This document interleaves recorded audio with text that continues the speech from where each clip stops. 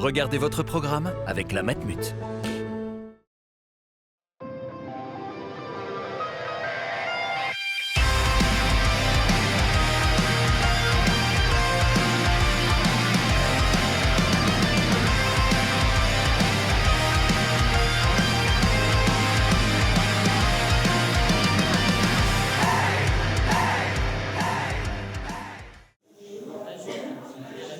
Bonsoir à toutes et à tous, quel plaisir de vous retrouver pour cette nouvelle édition. Vraiment un plaisir de vous avoir toutes et tous ce soir. Merci pour votre présence, d'abord pour votre fidélité. Permettez-moi en mon nom et puis au nom du club, de toute l'organisation, de vous souhaiter une belle année, des moments de bonheur avec vos proches et surtout une bonne santé. Soyez les bienvenus. La santé au programme ce soir avec nos intervenants. J'aurai le plaisir de vous présenter dans quelques instants. Nous allons donc revenir sur le bien-être, sport santé, qui sera donc présenté dans le détail par nos intervenants ce soir. Et puis nous évoquerons notamment un sujet dont on parle peu, c'est le sport sur ordonnance, notamment pour des maladies chroniques avérées, très peu connues. Nos intervenants vont nous donner aussi des solutions, quelques pistes. La Fédération française de handball, elle, est reconnue donc, officiellement notamment, donc on va y revenir. En tout cas, l'événement aussi c'est ce soir, mais l'événement aussi c'est cette nouvelle édition, avec un beau plateau. D'abord un événement à part entière, l'équipe de France contre le Portugal demain, la salle est déjà pleine, puisque vous le savez, après ces Jeux Olympiques, il y a un engouement derrière les paras. Il y a un petit fouet de même, je l'assume. Mais Châtellerault est présent avec Steph, Jeff, et quand on dit Steph et Jeff, c'est toute l'organisation, tous les bénévoles. Donc c'est un événement à part entière, l'équipe de France et le Portugal sont présents entre fauteuil demain. Donc on vous invite demain après-midi, si vous le souhaitez, à venir à cette rencontre. Et puis le programme est donné, voilà, Lille, Dunkerque, et puis un tournoi qui est depuis maintenant plusieurs années une vraie signature, parce que vous savez, lorsqu'on organise un tournoi, pour qu'il y ait sportif et sportif, les équipes, c'est vrai qu'elles viennent passer un moment convivial dans ce magnifique pays que nous aimons, la France, mais il y a une vraie signature autour du plateau. Nathalie, vous savez ce que c'est. Il faut se préparer, il faut jouer, il faut un beau plateau. Donc voilà, donc lorsqu'on a un beau plateau comme ça aussi avec des équipes étrangères, c'est une vraie signature. Bidasoa et Porto qui sont là cette année. Ça, c'est le tournoi de handball, c'est le deuxième événement. Un petit salut à Gérard Vincent qui n'est pas là, gardien de but, sur l'international entre 13 et 2024, champion d'Europe en 14, le monde en 17, l'Olympisme en 21, il sera là. Demain, avec nous, donc pour évoquer c'est ce point important qu'est la santé, faire du sport dans un corps beau et bon. Le bien-être, chargé de mission. Développement et animation nationale à la Fédé, Nathalie Delors, bonsoir, bienvenue, merci d'être présente, sportive aussi, au niveau de handball, depuis toute jeune, on viendra avec vous notamment sur un focus sport-santé, la performance aussi sociale avec le handball, vous pourrez nous dire quelques mots, et puis aussi le sport sur ordonnance, je le disais, puisque la Fédé de handball est reconnue. Docteur, bonsoir, vous êtes gérontologue, merci d'être présent, enseignant aussi. Vous dites qu'à 50 ans, c'est un carrefour important, quelques recherches, c'est là où il y a une prise de conscience. Donc vous allez nous dire aussi quelques mots dans quelques instants, comment effectivement vieillir, bien vieillir en santé. Voilà, ça c'est important. Et notre partenaire, je ne connais pas depuis plusieurs années, voilà, sans donner de détails, la Matmut est présent.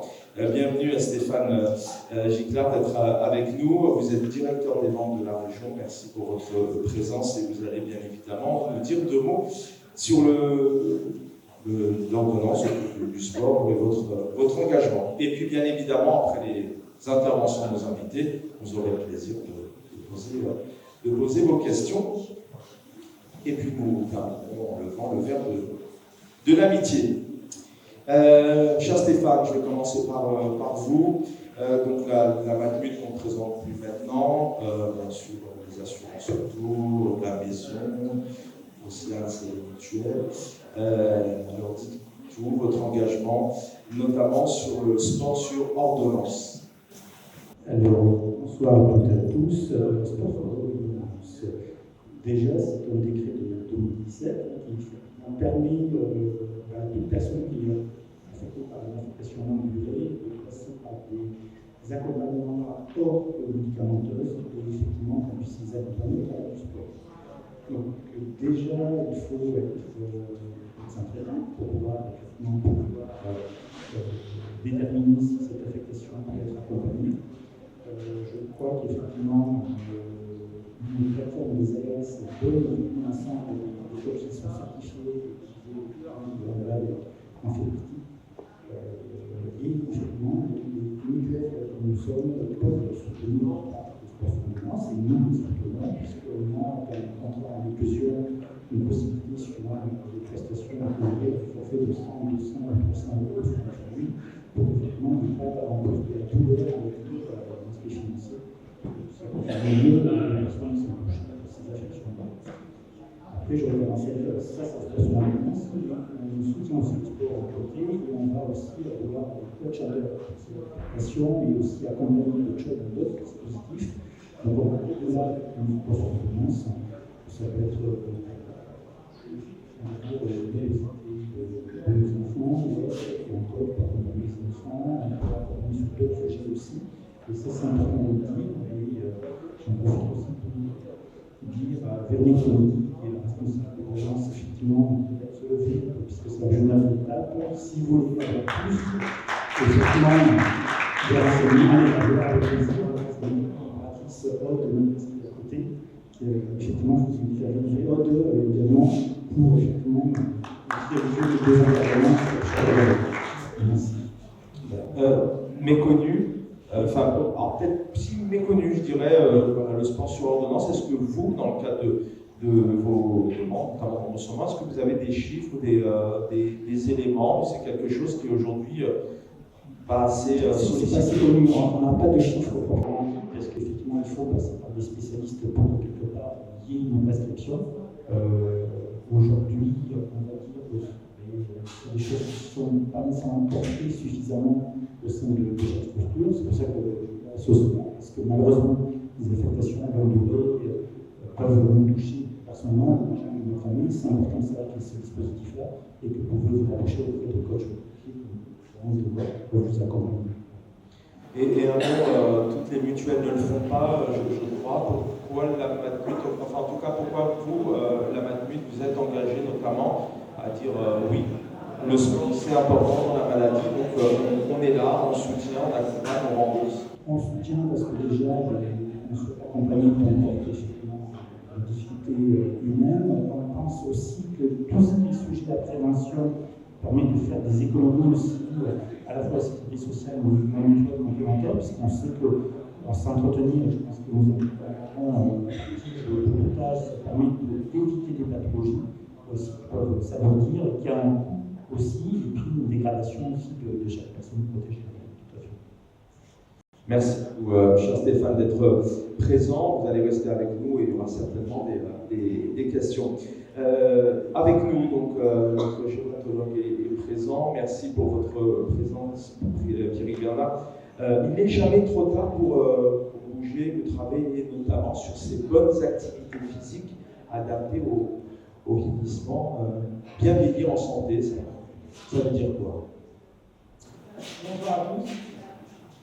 Alors, bien vieillir en santé, alors, on est tous concernés par les deux dimensions. La première dimension qui est de bien vieillir, ça s'impose à nous. Et l'objectif, donc, aujourd'hui, eh c'est d'avancer en âge, on peut y des synonymes, d'avancer en âge, mais en restant en bonne santé.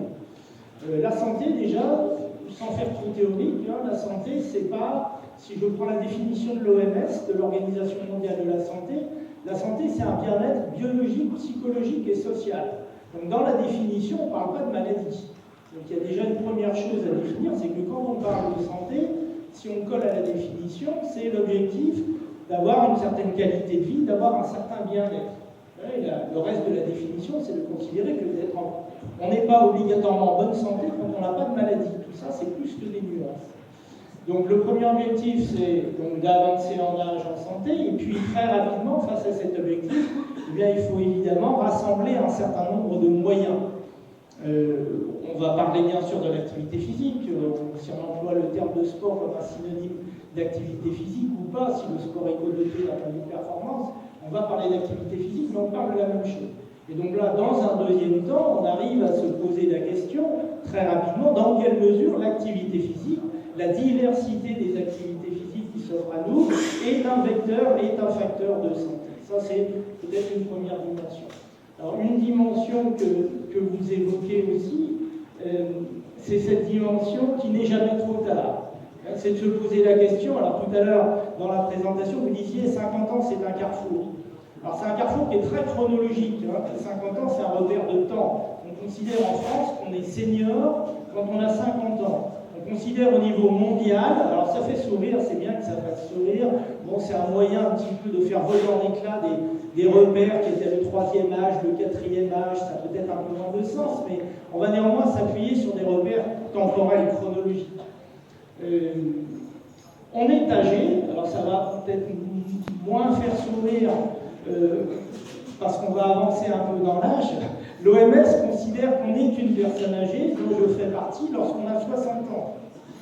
Et on est senior en France, si on n'a pas un terme français, mais anglophone, lorsqu'on a 50 ans. Et tout à l'heure, vous évoquiez en effet le fait d'avoir un certain âge et de rester en forme en ayant un certain âge.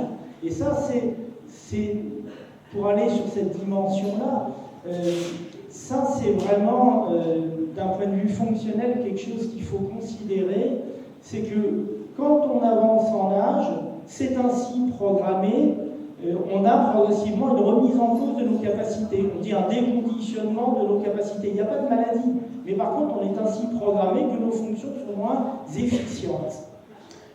C'est le cas pour toutes les fonctions, pour un très très grand nombre de fonctions. Alors quand on parle du vieillissement, souvent, c'est un peu la soupe à la grimace, et c'est pas obligatoirement très sexy en réunion grand public ou en conférence. Pourquoi ? Parce que c'est le listing de tout ce qu'on perd. Donc on voit un peu moins bien, en général ça ne tombe pas dessus du jour au lendemain, mais éventuellement bien avant. On entend un peu moins bien. Un repère, c'est que 75% des personnes à 50 ans ont un trouble auditif. Ça ne justifie pas d'un appareillage. Ça veut dire que la nature, la biologie est ainsi faite qu'à 50 ans, ce n'est pas aujourd'hui avec une espérance de vie moyenne de 83 ans en France, si je nais aujourd'hui, c'est quand même, on est encore jeune, 75% des personnes sont concernées. Et donc, le risque, c'est que c'est l'inventaire des mauvaises nouvelles. C'est vraiment la personne qui ne fait pas vraiment sourire, parce qu'elle dit, bon, si c'est pas encore le cas, patientez, ça va pas tarder, vous allez voir, musculairement, vous allez être moins fort, puis vous allez être moins rapide, vous allez voir moins bien, entendre moins bien, vous allez être plus fatigable, vous allez dire, bon, un peu ça va, mais on peut parler d'autre chose. Et donc, parler d'autre chose, c'est quoi? Et je vais céder la parole après, je ne vais pas faire trop long.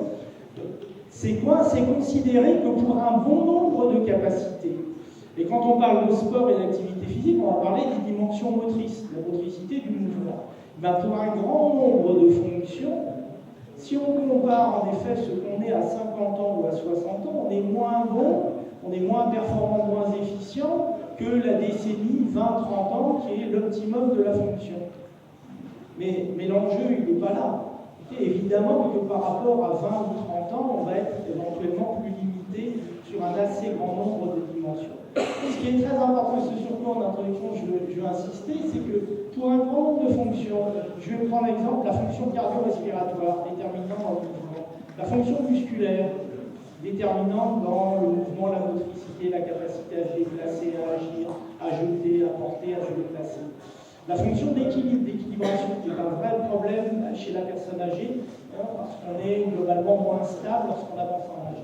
Eh bien, si je prends ces trois fonctions, les études scientifiques aujourd'hui, par milliers, les publications dans les meilleures revues mettent en évidence que si je ne compare pas par rapport à 20 ans, mais dans un an par rapport à aujourd'hui, si depuis un an j'ai une activité régulière, une reprise d'activité dans le cadre du décret de 2016 sur la prescription médicale de l'activité physique.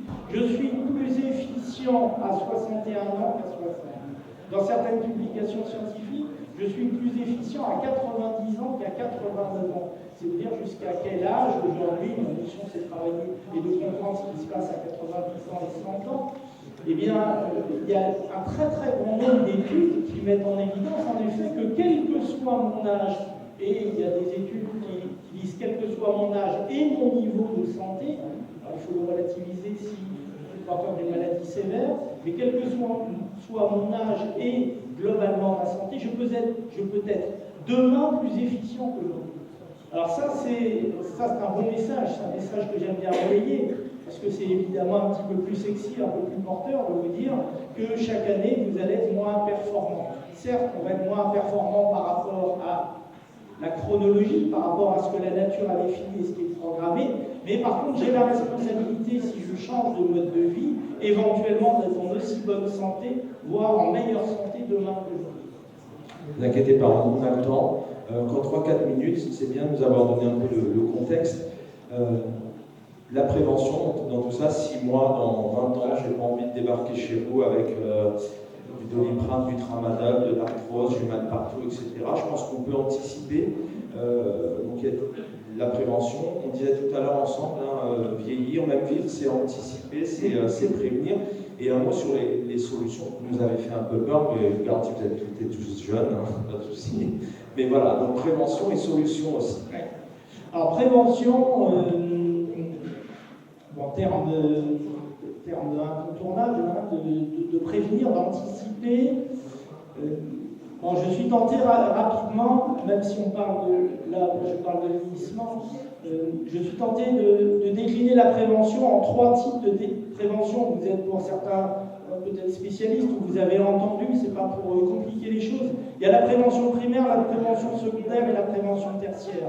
Alors la prévention primaire, c'est de tout faire a priori le plus tôt possible pour que ça n'apparaisse pas. Je prends l'exemple de la chute. La prévention primaire de la chute chez la personne âgée, c'est de le détecter suffisamment tôt et de rassembler les moyens pour que la personne ne chute pas une première fois. Donc ça, c'est l'idéal. Ça veut dire ça passe surtout par des messages qui sont éducatifs. C'est-à-dire l'éducation depuis le plus jeune âge, l'éducation de tous les publics, si les personnes n'ont pas eu accès à l'information, c'est la prévention primaire. Mais la prévention, c'est aussi continuer à intervenir, secondaire et tertiaire, lorsque la maladie est présente, éventuellement elle a été traitée, mais ça va justifier, on en parlait dans le cadre des maladies chroniques, la personne n'a pas un problème aigu, mais un problème chronique donc, qui va l'accompagner toute sa vie, il faut continuer à avoir des démarches de prévention. Je continue avec l'exemple de la chute. La personne elle a chuté une première fois, on va pas réécrire l'histoire, mais il faut tout faire pour qu'elle ne chute pas une seconde fois, pour 2 raisons qui peuvent être classiquement l'environnement, d'intervenir sur l'environnement, ou c'est relatif à la personne. Et c'est à nouveau de dire à la personne, mais est-ce que si vous avez chuté, c'est pas lié peut-être à une faiblesse musculaire, à des vers qui sont mal adaptés, à un environnement que vous fréquentez qui n'est pas adapté, et donc d'intervenir pour continuer à travailler sur de la prévention. C'est de la prévention tertiaire, mais c'est toujours de la prévention. Ça veut dire que tout au long de la vie, il y a à la fois des messages de prévention qui peuvent être relayés, et la soirée y participe, et puis il y a l'adoption de nouveaux comportements, hygiène de vie, mode de vie, façon de faire, qui permettent justement de s'inscrire tout au long de la vie dans une approche préventive.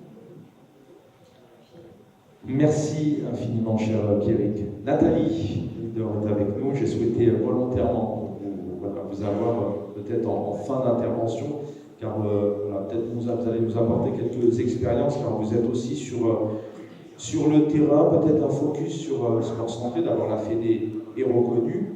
Le sport sur ordonnance, est-ce que réellement c'est un succès? Comment aussi vous travaillez? Il y a aussi ce constat sociétal. Je vous lance comme ça sur quelques éléments.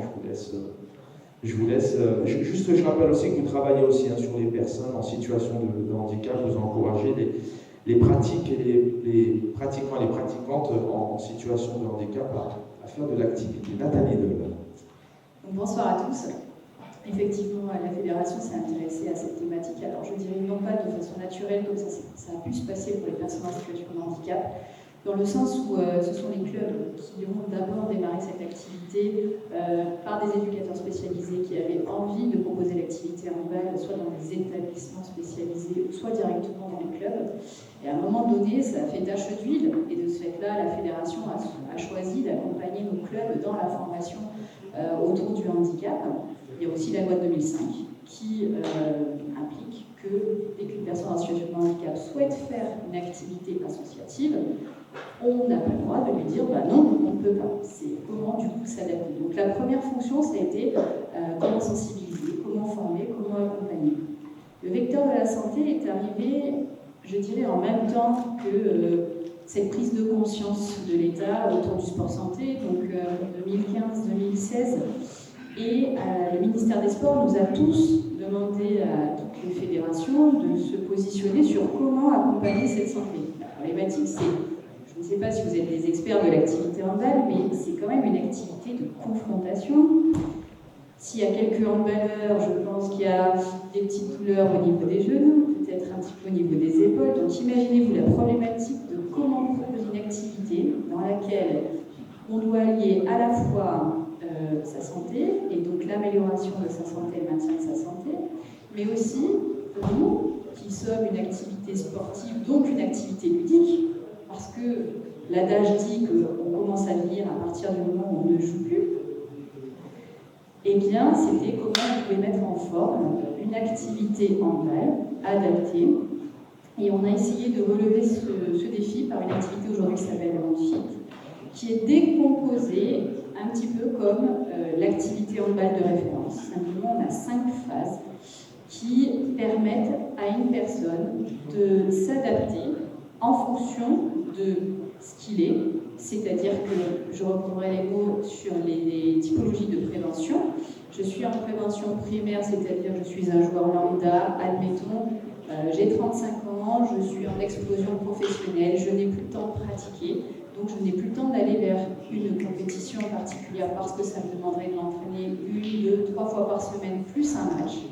Et bien, la réponse handball, ça a été de dire on va te proposer une activité plutôt sur la pause méridienne, 45 minutes, qui est le minima syndical pour avoir un impact positif sur la santé. Mais ça peut être aussi dans des temps en dehors de l'activité associative classique, c'est-à-dire que ça peut être proposé un dimanche, ça peut être proposé en dehors du 40 par 20, parce que la problématique aussi des activités collectives indoor, c'est l'utilisation de l'espace. Donc oui, ça a répondu aussi à ce besoin-là. Et du coup, on ne s'est pas fâché non plus avec nos amis qui font de la compétition.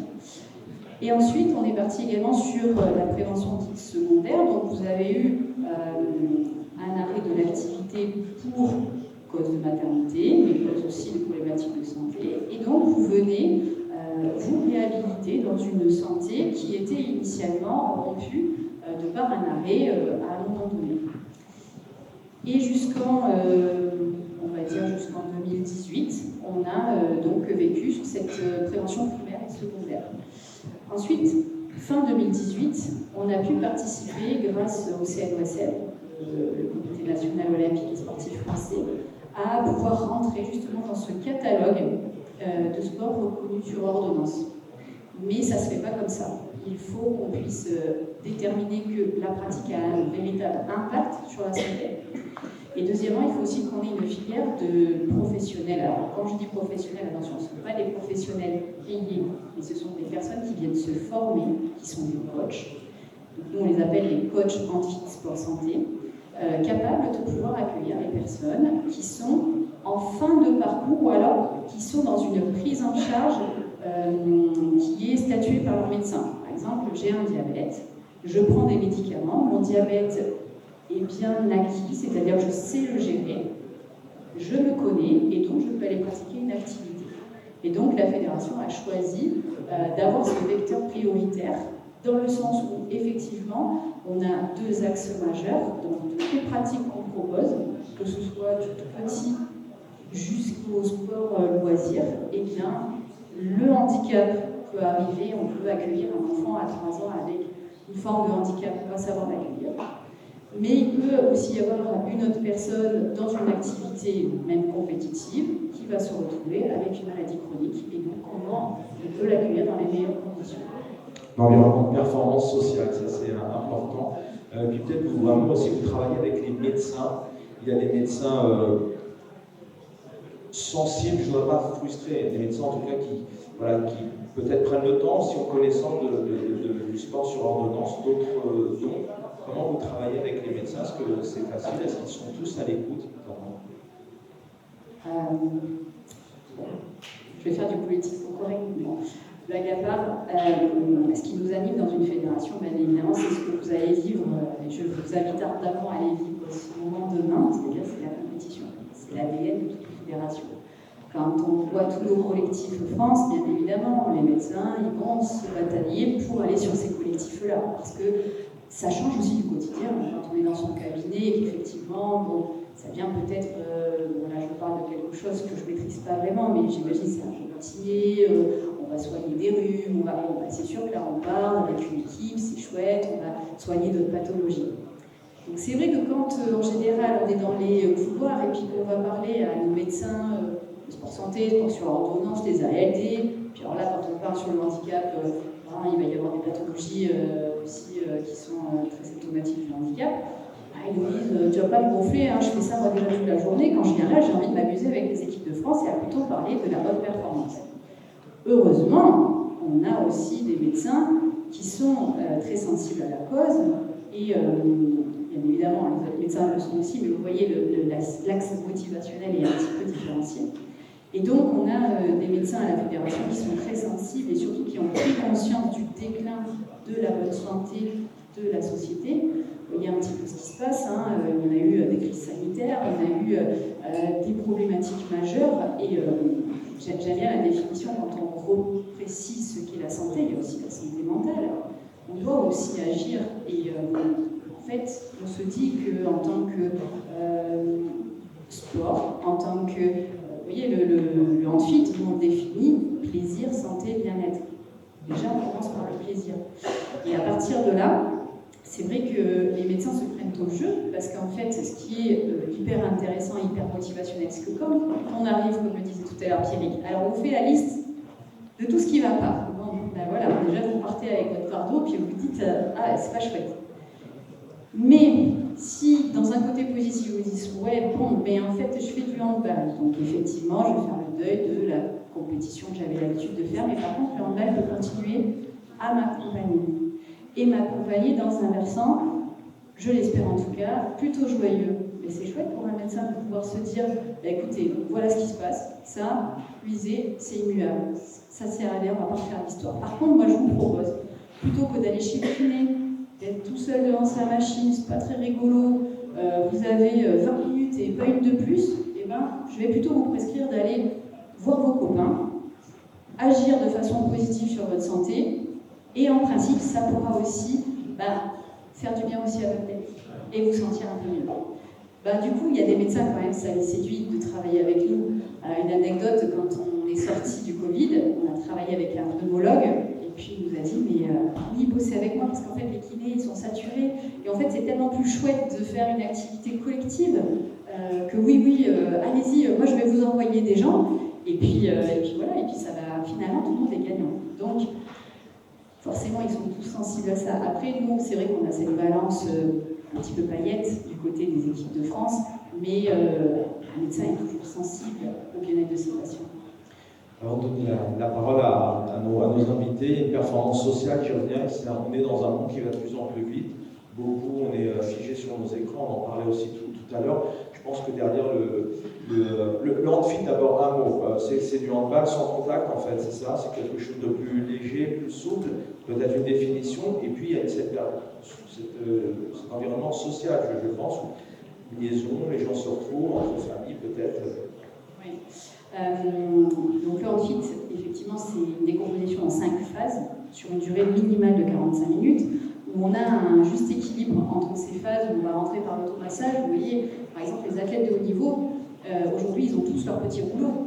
Ce petit rouleau, il a vraiment beaucoup de fonctions. Et ce qui est chouette, c'est que c'est pareil, c'est que moi, je suis une athlète lambda, moi, je vais avoir mon rouleau, mais je vais regarder à la télévision, ils ont ce même rouleau. Donc déjà, on est sur un niveau d'équité qui est assez sympathique.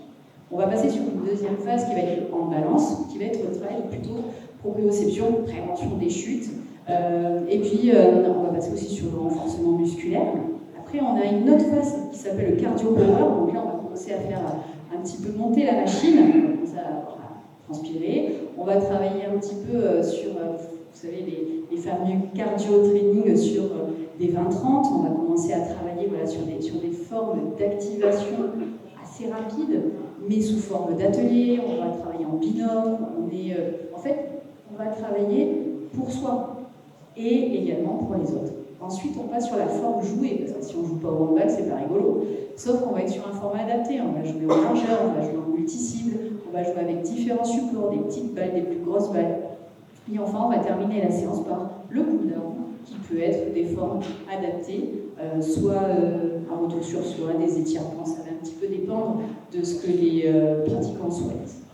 Et cette forme-là est aussi effectivement proposée de façon intergénérationnelle. Donc il n'y a pas de dénominateur d'âge pour pouvoir faire cette activité ensuite. Et elle peut être aussi concomitante à d'autres activités en parallèle, par exemple le baby hand. Le baby hand, c'est pour le 3-5 ans. En général, quand vous avez vos enfants à l'activité 3-5 ans, on vous demande de rester, parce que vous ne savez jamais s'il y a besoin d'aller aux toilettes. En général, ce sont les parents qui s'en occupent. Et bien là, plutôt que les parents restent dans les tribunes à attendre, eh bien on leur propose dans une même temporalité de faire une activité. Et ça, c'est aussi une réponse parfois à des organisations de famille qui fait que parfois prendre une heure pour soi quand on a son enfant une fois tous les 15 jours, eh bien, c'est aussi une réponse en balle. Et en fait, on va à l'activité ensemble et on repart de l'activité ensemble. Ce qui est chouette aussi, ce sont les représentations. C'est bien que les enfants voient les parents faire de l'activité sportive. On parle souvent d'habitudes sportives, et ça, il faut que ça se cultive tout petit. C'est important de se dire, ah bah oui, finalement, les parents aussi pratiquent une activité. C'est aussi rigolo de voir que le parent n'est pas capable de pouvoir marquer un but, alors qu'à la maison, il nous tue toute la journée. Ça crée en fait une forme d'échange qui, effectivement, grâce aux outils digitaux, parfois on oublie. Et donc de recréer ces moments familiaux, ça concourt aussi à une bonne santé familiale. C'est une autre forme de santé. C'est vrai que le mimétisme, des parents qui lisent avec leurs enfants, en général, ils utilisent moins leur smartphone. Alors, des questions, des réactions, peut-être des témoignages aussi, n'hésitez pas, il y a des médecins d'ailleurs, des assureurs, des professionnels de la santé ou autres. Alors, qui se lance peut-être sur réaction, question? En général, au début, c'est un peu timide, après, profitez. Alors, si vous avez des dossiers avec la Matmut, n'hésitez pas, on tourne vers de l'amitié. Après, vraiment, c'est le bon moment aussi, même si ça répond très vite chez vous. Ouais. Je sais de quoi je parle. Alors, dites-moi une réaction des sportifs qui ont peut-être qui ont du mal à vieillir, peut-être ou mal partout.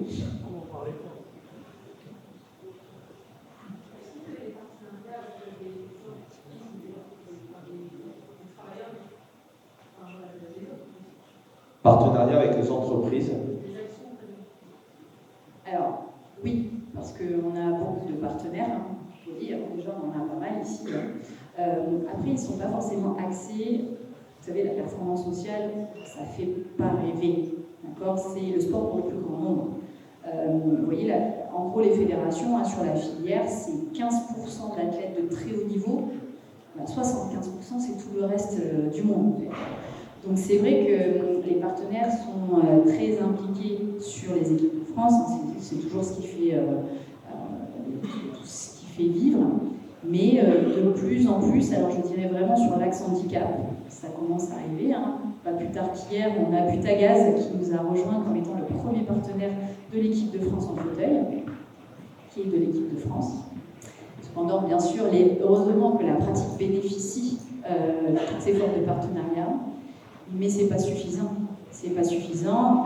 Nous, on encourage énormément et on accompagne nos clubs à leur dire allez démarcher aussi vos entreprises locales. C'est-à-dire, faut pas attendre au niveau national. On arrive à contractualiser des mutualisations avec des partenaires pour en avoir le bénéfice au niveau local. Et c'est toute la force en fait de nos clubs, c'est de connaître bien le maillage territorial. Là, Châtellerault, c'est vraiment l'expression parfaite de ce qu'on est en train de se dire. Ils arrivent à trouver des partenariats locaux, ils arrivent à trouver du sens avec leur projet de club. Et quand on a un club qui veut se lancer sur l'axe sport-santé, sur les publics en fait, les plus éloignés de la pratique, c'est vrai que parfois avoir des entreprises locales, c'est ce qui fait sens parfois au projet.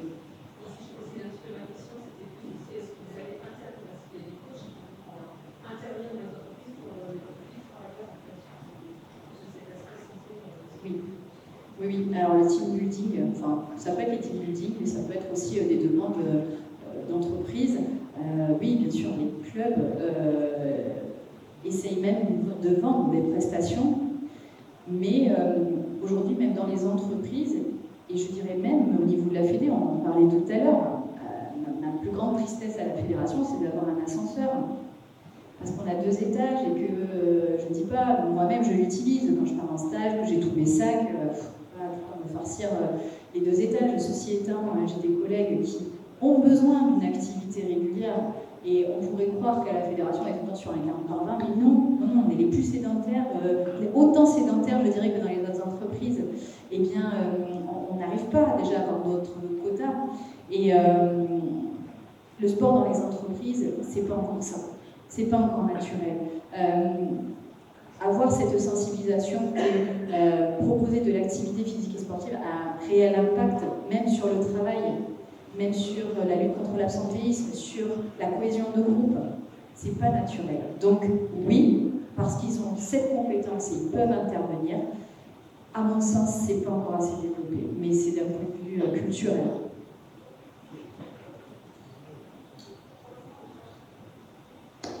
Pierrick, peut-être une autre question, je reviens sur cette anticipation. N'hésitez pas vraiment, il suffit juste d'être la salle est prioritaire. On est comme dans une société, on est de plus en plus sédentaire, notamment les jeunes, on ne joue plus comme nous à notre époque, le mercredi dans le quartier. Beaucoup de jeux vidéo, des outils technologiques. Est-ce que vous, derrière votre activité de gérontologue, il y a tout de même peut-être des passerelles qui sont faites en amont avec les plus jeunes pour anticiper? Et lorsqu'on vieillit, on n'est pas sédentaire, on est moins sédentaire, on bouge plus. Alors, un petit repère, et volontairement je vais vous faire participer sur la sédentarité, pour prendre conscience de la sédentarité, de notre sédentarisation, c'est la nôtre. Je bouge peut-être pas assez, sans doute pas assez. Si je vous dis qu'en 1960, un Français moyen fait 6 km par jour, à votre avis, 60 ans après, quelle est la distance moyenne que l'on parcourt? Donc de proposition de 6 à 4, donc 6000 mètres, 4000 mètres, c'est c'est une indication, même 10 000, soyons fous, même 10 000, mais c'est bien comme incitation. Mais concrètement, ce qui a été quantifié 60 ans après, donc 6 000 mètres, combien 60 ans après? Vous avez proposé 4 000. Donc, moins de transport aussi. Donc perte d'un tiers, qui dit mieux? Alors c'est pas obligatoirement mieux, parce qu'en vous le présentant comme ça, je vous mets sur la piste, vous laissant entendre que c'est beaucoup moins, mais pour prendre conscience à quel point, quel est le niveau réel de sédentarité quand le message est relayé, c'est pas pour faire peur, c'est pas comme faites de l'activité physique, encore une fois il y a 60 ans, faites de l'activité physique, parce que si vous ne faites pas d'activité physique, vous serez malade. Alors ça, c'était la stratégie de la peur, l'épée de Damoclès faite, parce que c'est la maladie qui vous attend. Le message, plutôt que la maladie, c'est de considérer à quel point ça va nous permettre de continuer à être actifs dans le domaine du vieillissement. On dit, l'objectif, c'est d'être actif et autonome, bien vieillir, actif et autonome. Ça, c'était un programme européen il y a quelques années, c'est un bon message. Et donc, je n'ai pas ma réponse, je ne vais pas vous lâcher comme ça. Donc 4000, c'est pas que ce serait satisfaisant, 4000, 2000. Alors là, on a perdu 2 tiers. 3, entre les deux, on a perdu la moitié. 1 kilomètre. Bon, alors je vais vous le donner, on ne va pas y passer la soirée. Bon, malheureusement, c'est 600 mètres. Okay, ça veut dire qu'en 60 ans, on a divisé par 10 le niveau moyen. Vous allez vous y retrouver ou pas, parce que vous êtes représentatif d'un public, d'une sous-population passionnée par le sport ou sensible à l'activité physique. Mais bon, sachez qu'au niveau d'une étude qui rassemblait des dizaines de milliers de personnes, donc un échantillon représentatif, hein, pas une sous-population, bon bah oui, ça fait peur. Donc la sédentarisation, concrètement, oui, si on veut le quantifier, c'est une réalité. Bon, une fois qu'on a fait le constat, et c'est la deuxième partie de la question que vous me posez, que faire lorsqu'on en est là, et puis peut-être le plus important, lorsqu'on est personnellement, hein, chacun d'entre nous, en disant, bah oui, pour X raison, tout à l'heure vous évoquiez, jeune j'étais actif, à 30 ans j'ai une famille, j'ai des responsabilités professionnelles, j'ai des soucis, j'ai ceci, j'ai cela, et l'activité physique, empathie. Ok, mais un jour j'en prends conscience, et cette sédentarité, oui, je peux la remettre en cause. Et surtout, la question que je pense importante, c'est remettre en cause la sédentarité. Qu'est-ce que je vais y gagner? C'est-à-dire, qu'est-ce que je vais faire que je ne fais plus? Éventuellement, quelle difficulté j'ai aujourd'hui et qui va diminuer, qui va moins m'affecter, qui va me permettre d'être plus actif, plus autonome. Et puis sortons de la dimension, comme le disait Nathalie, de la dimension qui est strictement motrice, hein, mais aussi d'un point de vue psychologique, d'un point de vue motivation, d'un point de vue relation à l'autre, d'un point de vue équilibre personnel. Donc là, on est dans une dimension beaucoup plus globale qui est la qualité de vie et puis évidemment la santé physique sur laquelle j'ai insisté un petit peu plus depuis le début. Il y avait moins de transport il y a 60 ans. Ah oui, mais alors Nathalie parlait de l'ascenseur comme de la technologie. Il faut garder tout le bienfait de la technologie dans quantité de métiers et indépendamment de la dimension professionnelle. Le numérique, évidemment, l'intelligence artificielle, il faut en tirer tous les bénéfices, tous les bienfaits, il faut en profiter. Le problème, c'est que c'est une balance. C'est l'un à la place de l'autre, alors c'est difficile d'être raisonnable sur tous les domaines, mais c'est de réussir en effet à prendre l'ascenseur quand j'en ai besoin. Je suis fatigué, c'est peut-être plus risqué quand je suis fatigué, très fatigué, peut-être très âgé ou malade, de prendre les escaliers en descendant, parce que c'est plus fatigué de descendre que de monter, donc je peux choisir de les prendre dans un sens ou dans l'autre. Je les prends de temps en temps, c'est pas tout ou rien, je ne prends pas tout le temps l'ascenseur ou jamais l'ascenseur. Il faut jouer justement peut-être d'attention, de conscience sur ce que je peux faire. Je peux prendre la voiture pour aller acheter la baguette à 500 mètres. C'est jouable. Mais je peux aussi éventuellement, en prenant du temps, m'organiser différemment. La sédentarité, alors je voulais relayer ce message-là. Pour bien vieillir, si on raisonne en termes de stratégie, en termes de priorité, je serais tenté de vous dire qu'il y a deux priorités. Et deux priorités qui renvoient des responsabilités que l'on a parce qu'on a la main sur la chose. On n'a pas la main sur tout d'un point de vue vieillissement. On hérite d'un capital, on hérite d'un certain profil, et donc il y a un certain déséquilibre, on n'est pas tous égaux, et surtout on hérite d'un certain nombre de choses qui sont bénéfiques, peut-être génération après génération. Et puis éventuellement, dans le domaine de l'os, par exemple, de l'ostéoporose, la part de notre profil osseux, particulièrement chez la femme, mais aujourd'hui l'ostéoporose elle est masculine, elle n'est pas que féminine, est très impactée, est impactée de manière significative par l'hérédité. Donc il y a des facteurs qui s'imposent à nous, mais il y a deux facteurs, je vais vous dire qu'il y a deux dimensions sur lesquelles on a la main pour avancer en âge en santé, c'est ce qu'on appelle la stratégie des deux A. Le A pour alimentation et le A pour action. Or, l'alimentation, ce qu'on met dans notre assiette, si ce n'est des préoccupations économiques, et tout le monde ne mange pas idéalement ce qu'il souhaiterait, ne peut pas acquérir et acheter ce qu'il souhaite. Bon, mais considérant en effet ce facteur qui existe, grosso modo, l'heure à laquelle on mange, ce que l'on mange, la quantité que l'on mange, et dans une certaine mesure, la qualité de ce que l'on mange, on a quand même une responsabilité en termes de choix et de gestion. Et l'autre A, c'est pour action. La stratégie des deux A, c'est action justement pour la sédentarité dont vous parlez, et donc prévenir la sédentarisation. Et l'autre dimension, c'est de prévenir la dénutrition, ou en tout cas la mauvaise nutrition. Et Dieu sait si on est aussi concerné dans les pays industrialisés et développés par la chasse. Qui fait moins de 1000 pas par jour? Je suis tout seul. Moins de 1000 pas. Donc ça fait 1 kilomètre, hein, même pas le aussi. C'est quoi, à 60? Ça ne marche pas comme ça. Ça dépend du gabarit. Il y a les handballeurs professionnels qui font entre 1,95 m de moyenne, qui font des pas d'un mètre. On fait un petit peu moins, à 80 cm, 70 à 80 cm. Donc 1000 mètres, c'est 800 mètres. 800 pas. Non, c'est un petit peu plus. Si on fait 80 cm, ça fait 1200. Ça fait 1200, 1300 pas. 1 kilomètre, c'est pas mal. Qui a déjà fait demander à son médecin, parce qu'aussi nos patients, parfois on ne fait pas, on a mal au dos d'acné, mais en fait piscine peut-être ça peut marcher. Qui a déjà fait appel à son médecin pour demander une ordonnance de sport? Ça a marché? Ça marche. Ah, votre médecin vous l'a fait? Oui, mon médecin l'a fait parce que c'était sur le sport. Et il l'a fait parce qu'en ce moment, j'ai des problèmes osseux, donc ça m'a beaucoup aidé.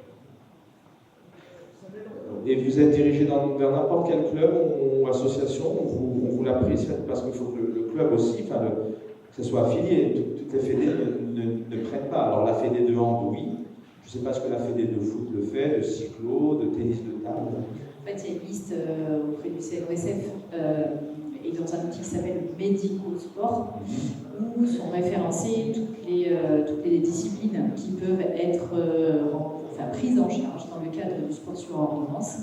La plupart du temps, c'est plus la méconnaissance du camp médical, c'est-à-dire que je vais venir plutôt pour un problème cardiaque et puis je vais dire moi je suis handballeuse, j'aimerais bien continuer. J'imaginez bien, il va dire mais non, c'est pas possible, c'est un sport hyper cardio, vous avez des problèmes cardiaques, on va y aller tranquille.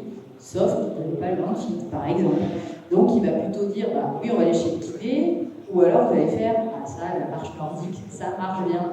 Mais bon, moi je suis sport co, donc je préfère un sport co. Donc c'est plus lié à la méconnaissance, mais après sur le médico-sport, si tant est qu'un jour ça vous arrive et que vous aimez l'activité, justement pour voir si votre fédération est reconnue sport sur ordonnance, vous avez juste à taper ça sur internet et vous allez très vite voir si oui ou non vous pouvez avoir une prise en charge.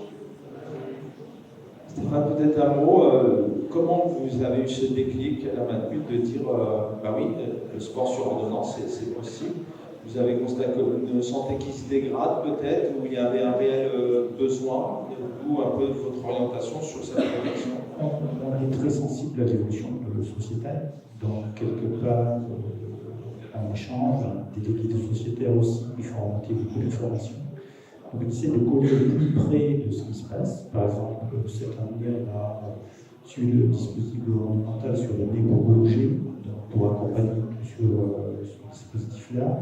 Sur 2025, on est plutôt sur tout ce qui est dispositif d'accompagnement mental. Donc voilà, on essaie d'être très très présent. On accompagne aussi des sportifs, puisqu'on a eu la Chambre de sportif mondial qui a vexé à Quincan, que l'on soutient aussi sportivement.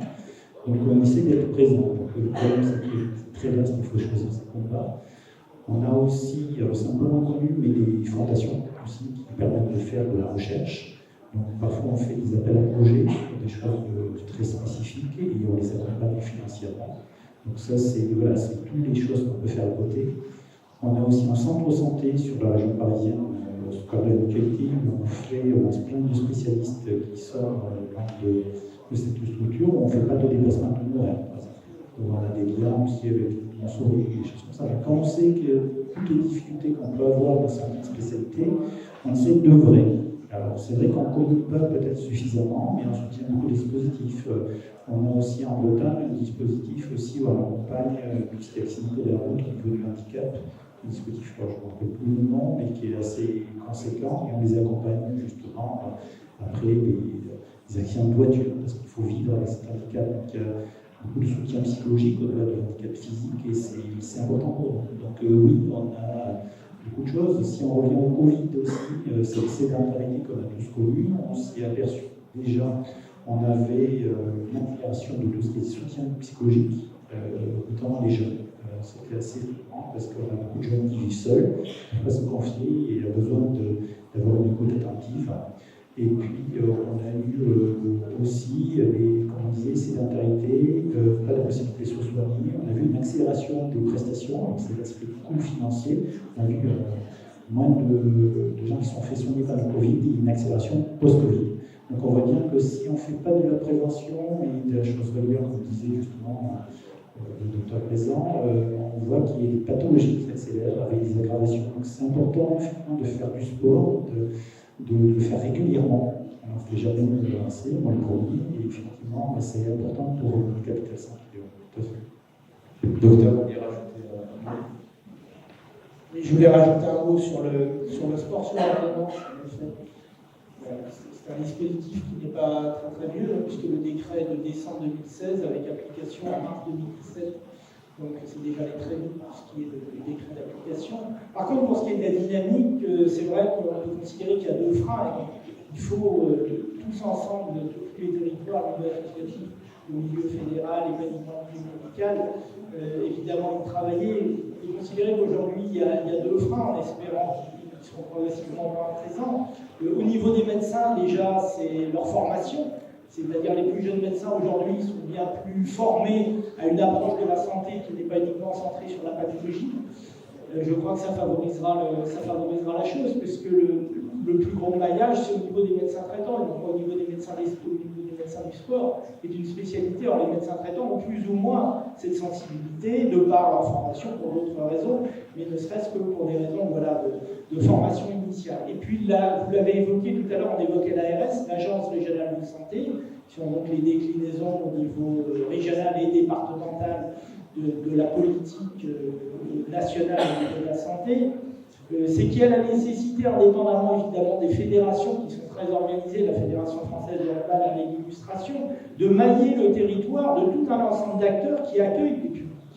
Alors évidemment, dans les grandes villes, quand il y a des clubs de hand ou d'autres clubs, eh bien, lorsqu'ils sont organisés, et c'est la justification des formations dont Nathalie parle, ça permet en effet d'accueillir les personnes avec des éducateurs formés aux problématiques de santé, mais il faut considérablement, et l'ARS a pris ce chantier en main, mais il y a encore énormément de choses à faire. Moi, pour y participer dans ma région, c'est très insatisfaisant, il faut vraiment accélérer, il faut être plus nombreux, il faut plus de moyens. Pourquoi? Pour faire une cartographie, un inventaire, un annuaire des fédérations, des clubs, mais aussi des associations, et donc de tous les prestataires qui peuvent, face à une personne qui a un besoin spécifique et qui a une motivation de pratiquer une activité, de lui offrir le plus vite possible l'activité pour répondre à son besoin. Et aujourd'hui, à ce titre-là, on a un chantier considérable. Nathalie, je vous en prie. Juste pour compléter, le sport santé, c'est aussi adjoint des compétences et du développement des maisons sport santé. Ces maisons sport santé, pour nous, c'est un véritable allié, dans le sens où, dans le schéma, vous avez une maladie chronique qui est avérée, vous êtes reconnu, vous allez aller dans cette maison sport santé pour vous faire évaluer, c'est-à-dire voir un petit peu les fonctions que vous avez besoin de travailler, et à partir de là, la maison sport santé va vous proposer des partenaires de jeu. Pour le coup, c'est ces fameux clubs que vous allez retrouver qui sont sport sur ordonnance. Et ces maisons sport santé, malheureusement, il n'y en a pas assez.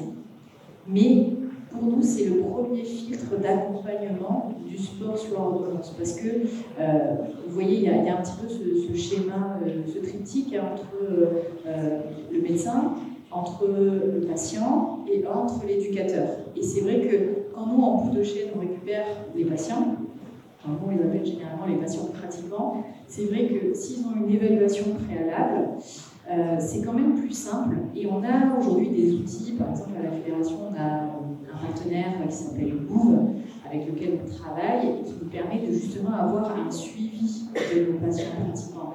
Et le suivi est partagé avec le médecin, c'est-à-dire que s'il a envie de prendre du temps, par exemple en renouvellement de médicaments, il peut regarder en disant tiens, qu'est-ce qui s'est passé, vous n'êtes pas allé à l'activité, oui, vous avez été malade, oui, je comprends, pendant 3 semaines, ça a été compliqué, et après vous êtes revenu. Donc il y a une forme aussi d'accompagnement, alors il y a un maillage de ces maisons sport santé.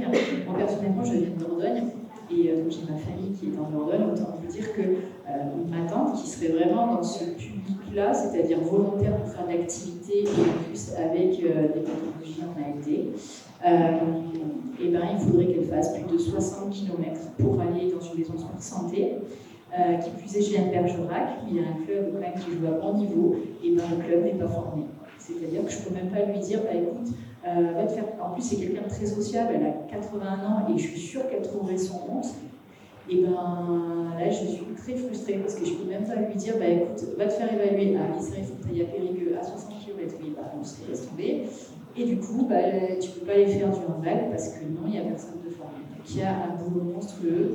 En fait, le message qu'on essaye de faire passer, c'est vraiment, il faut qu'on puisse absolument tous les acteurs se retrousser les manches, parce qu'effectivement, si on marche de moins en moins, 600 mètres par jour, c'est incroyable, et ça va être compliqué. Donc c'est vrai que tous les acteurs possibles et inimaginables pour agir justement sur ce plaisir de partager ensemble, de jouer, de se faire plaisir, voilà, ça pourrait aussi passer par là. Merci Nathalie. David Degoué vient de nous rejoindre, entraîneur de Nîmes. Bonsoir David, ça va? Bonsoir Chab. Bonsoir à tous. Meilleurs vœux à tous. Merci David, pareillement. David, merci d'être là. David, qui était aux côtés, entraîné l'USI Handball Grand Club. Vous êtes Patrice Canaillé pendant longtemps, maintenant qui est aux commandes de Nîmes. Qui est un garçon formidable, plein de valeurs humaines. Voilà, je connais depuis des années David. La présence de Nîmes, comment ça va? Est-ce que Nîmes va bien? Est-ce qu'on gagne cette année? Voilà, quelques mots sur la présence cette année. Déjà, très content de venir à Châtellerault. Je tenais à remercier l'organisation de l'invitation. Moi, j'étais déjà venu avec Montpellier, et comme ça s'est très bien passé, donc maintenant que je suis au manette de Nîmes, pour moi, c'était facile de venir, je connaissais déjà la route. Après, ça gagne, ça dépend à quelle période. On va dire qu'on s'est fait un beau cadeau de Noël en remportant beaucoup de nos matchs, notamment sur la victoire à Limoges. On a eu une saison un petit peu difficile, dû au nouveau coach, dû à 8 nouveaux joueurs sur 16, beaucoup qui n'avaient pas la culture nîmoise de combat. Donc voilà, donc il faut que tout ça se passe. Maintenant, ça se fait plutôt pas mal et j'espère qu'on va proposer un très beau spectacle d'ici demain soir et contre les Gaunes, les Basques, donc il y aura du caractère sur le thème. 2 points à voir avec toi. Premier point d'abord, c'est vrai qu'on est agréablement accueillis ici. C'est vrai qu'il y a du handball, mais voilà, il y a une belle fête derrière, il y a une âme, il y a de l'humain, des valeurs. Mais par contre, pour être présent, il faut quand même il y ait de la qualité sur le terrain. Et ça, c'est aussi une priorité, je pense, avec l'équipe, de se dire oui, au RIH, on va être confronté à un beau gâteau. Complètement. En fait, si je viens là, c'est pour jouer Porto et Rouen. Donc moi, c'est le plateau qui m'intéressait. Voilà, aujourd'hui, on va se confronter sur des équipes qui jouent au Coupe d'Europe. Porto, c'est un peu plus de 10 ans avec des champions. Une HL cette année, ils ont parlé de Sporting sur un match très accroché au Sporting. Donc une équipe qui travaille bien avec un entraîneur qui fait bien en balle. Donc ils montrent un peu le savoir-faire français du sud de la France. C'est pas Montpellier, c'est plutôt le combat, les Arafins. Donc on va essayer de remettre un petit peu d'ordre, on va essayer de chauffer un peu les joueurs hier avant-hier pour bien les remettre en rythme. On ne sera pas sur un rythme de championnat, mais on va essayer de monter l'intensité, les curseurs, on les a préparés à ça. On va dire évacuer la dinde et le reste. Donc voilà, donc les joueurs sont plutôt en forme, vous avez l'effectif quasi au complet. Il manque seulement 2 joueurs, 2 Égyptiens, un qui participe au mondial. Tout le reste de l'effectif est là. Donc vous aurez Stéphane qui sera là. Vous avez Jean-Jacques Accardo, vous avez Espoir Manson, vous avez le capitaine Julien Robichaud qui est là, plus les pépites issues de la formation limoise. Donc on est bien, on est quasiment complet. David, en valeur, tu fais du sport depuis plusieurs années. Le sport, c'est bien, mais aussi la santé. Sport, santé, qu'est-ce que c'est pour toi?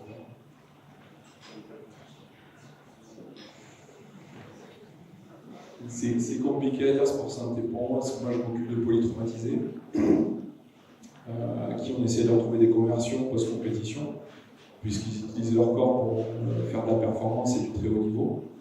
Et le sport de très haut niveau, ça fait mal.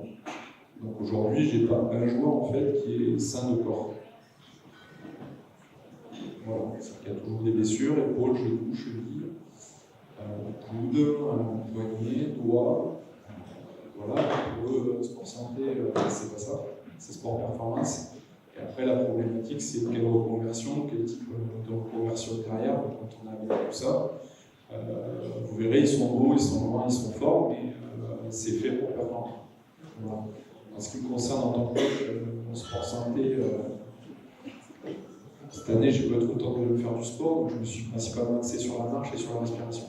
Voilà, ça fait quelques années que je pratique la méthode Wim Hof, qui a 3 piliers, le mental, le froid et la respiration. Et je me suis formé aussi sur la respiration avec la méthode Oxygen Advantage. Donc pour faire simple, il y a une méthode qui est basée sur l'hyperventilation et l'autre sur l'hypoxie. Donc l'utilisation du CO2 sur une méthode et l'autre c'est plutôt l'hyperventilation. Entre les deux, j'utilise aussi beaucoup la méditation. J'ai mes routines d'avant-match, j'ai mes routines de vie, j'ai mes routines de matin pour évacuer ce stress, parce que c'est un stress quand même très important. Moi j'ai été adjoint de Patrice pendant 6 ans, j'ai été adjoint de 6 ans sur scène. Quand on est adjoint, on va dire qu'on vit le stress mais d'une manière différente. Là, quand on est le capitaine du bateau, le crachin, c'est pour nous. Il fait beau, c'est pour les joueurs. Il pleut, c'est pour le coach. Voilà, donc il faut vivre avec. Si on le fait, c'est qu'on a envie de ça. Mais malgré tout, il faut se préparer à ça. Donc il faut se préparer à ça. Moi, je travaille pas mal sur la nutrition. Je travaille beaucoup sur mon hydratation et ma respiration. Voilà, et la marche, voilà. Post-match, avant-match.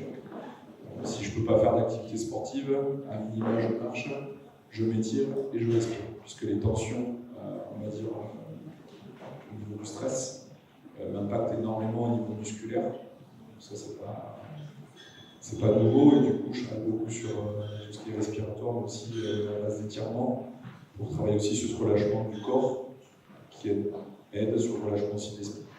Donc, le cerveau intervient sur le corps et le corps intervient sur l'esprit. Et au moins sur le mental, donc je travaille là-dessus, et je me suis formé en prépa mentale d'abord pour agir sur moi. Et du coup, ça me permet, on va dire, d'être plutôt zen sur le banc, et, pas de casser des bancs, des bouteilles de l'eau, des tables, comme j'ai pu faire dans ma jeunesse. Voilà. C'est totalement une complémentarité de tout ce qui vient d'être présenté, parce que tous ces éléments, c'est des dominateurs communs qu'on peut utiliser, hein, la marche, le diamètre, le mental. Des réactions, des questions avant de lever les leaders de l'amitié, peut-être, David est présent aussi, entraîneur. Nathalie, Stéphane, un dernier mot peut-être avant de se... On vous souhaite une belle édition. Merci vraiment de votre fidélité, un cher partenaire. Sans vous, bien sûr, il n'y a pas aussi de tournoi. Merci, cher Stéphane, avec la Matmut. Merci infiniment. Nathalie, merci de nous avoir aussi accompagnés ce soir. Pierrick, merci infiniment. Belle année à tous, prenez soin de vous et revenez l'année prochaine et chacun doit faire plus de 1000 pas. Hein, voilà. Prenez soin de vous, vous avez qu'à amener de l'art.